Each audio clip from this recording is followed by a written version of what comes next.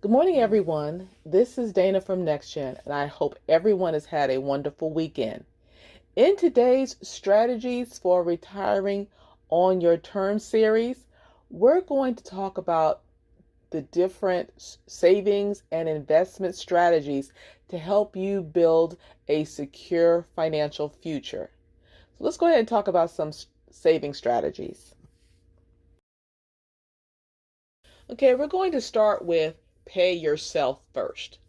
One of the most common and effective strategies is the idea of paying yourself first. But what does that mean? It means treating your savings like a required expense, just like rent, car payments, or groceries. Instead of saving whatever is left over after spending, set aside money for your future self before anything else.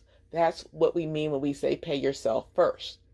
If you're in the military or civil service, you may already have access to what we call allotments, which lets you automatically deduct a fixed amount from your paycheck.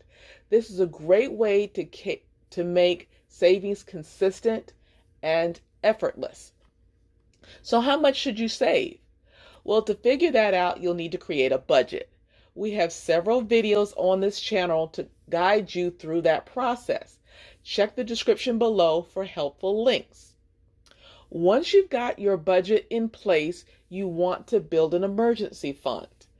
Start with 1 month of expenses, then aim for 3 months, and eventually build up to 6 months. You can't do that without knowing what your monthly expenses are. So again, budgeting is key.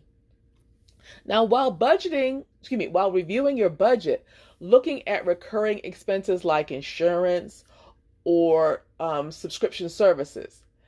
Are there areas where you can save? You might be able to negotiate lower insurance premiums or refinance high interest credit card debt. And don't forget to plan for those large expenditures like tax refunds or work bonuses. Decide in advance how you'll use those funds and whether to boost your savings or invest. So let's talk about investment strategies. When it comes to investing, the earlier you start, the better.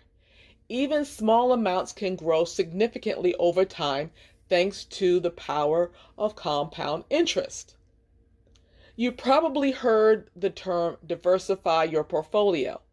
That simply means spreading your investments across different asset types. So what do we mean by asset types?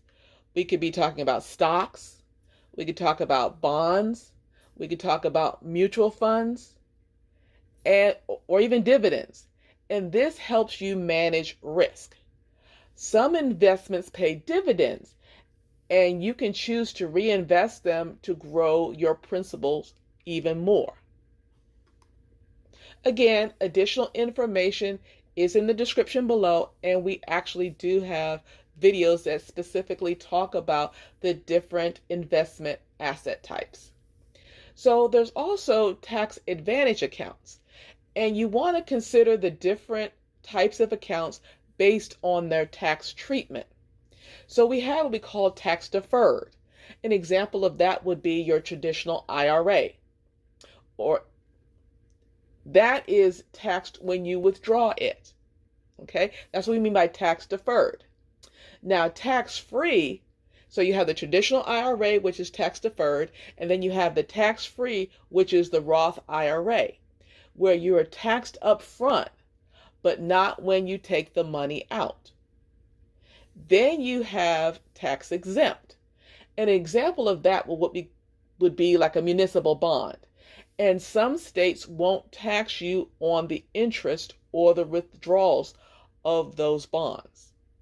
Now, we also cover health savings accounts in the Me Inc. series, and those can triple your tax advantages. So check out our earlier video, as I said, for more on that. The other thing you want to do is you want to know your risk tolerance. Everyone has a different risk appetite. Personally, I'm very risk adverse. I like to play it safe. You may be more comfortable taking risks, and that's okay. The key is knowing what works for you.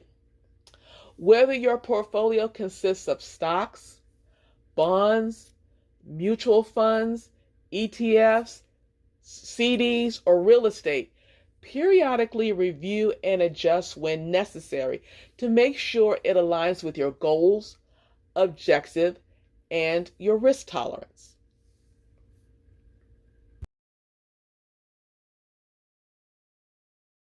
Here are my final thoughts. Your first financial advisor, and people talk about that all the time, but your first financial advisor should be you. And if you have a spouse, that's your second. When seeking outside help, look for an advisor, not a salesperson. I always say, take advice from someone who will suffer if it goes wrong. My late husband was my advisor, and because any poor advice would affect the family, he was always thoughtful and cautious. Keep in mind the impact of taxes on both your savings and your investments, and compound interest and how powerful it can be over time. And again, we do talk about compound interest in previous videos.